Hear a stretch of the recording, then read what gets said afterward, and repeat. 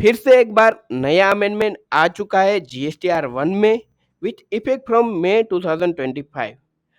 Amendment है table number 12 में and table number 13 में, यानी कि एचएसएन समरी में एंड डॉक्यूमेंट इश्यूड में।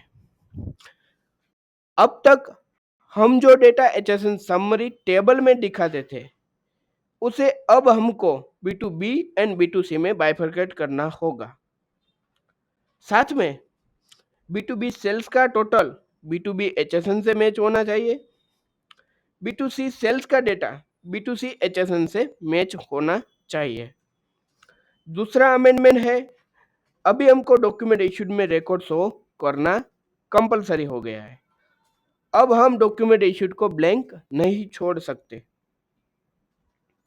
बस अमेंडमेंट इतना ही है, लेकिन उसका इम्प्लीकेशन उतना ही डिफिकल्ट है। तो अभी आपको एचएसएन समरी को लेके या डॉक्यूमेंट इश्यूड को लेके कोई भी एरर आ रहा है या आपके सॉल्यूशन से आप रिटर्न फाइलिंग नहीं कर पा रहे हो, तो मैं आपको फ्री और इजी सॉल्यूशन बताता हूँ जिससे आप आपका काम ऑटोमेटिकली कर सकते हो। Search gstwise.in in Google.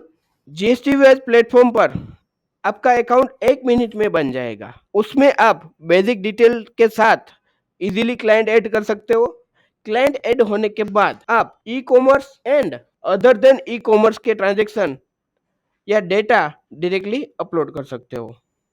Next, आप देख सकते हो डेटा अपलोड होने के बाद आपके पास है final summary of your data. Specifically table number 12 में जो अमेंडमेंट आया है उसके लिए अब आपको मिलेगा separated B2B and B2C HSN summary. आपके डेटा में कोई HSN रिकॉर्ड ऐसा है कि वो B2B HSN का है या B2C HSN का है, वो आपको पता नहीं है या स्पेसिफाइड नहीं है, तो वो रिकॉर्ड ऑटोमेटिकली आपको मिलेगा अनडिफाइंड पोर्शन में। उसको आप इजीली B2B एंड B2C में बाइफरकेट कर सकते हो।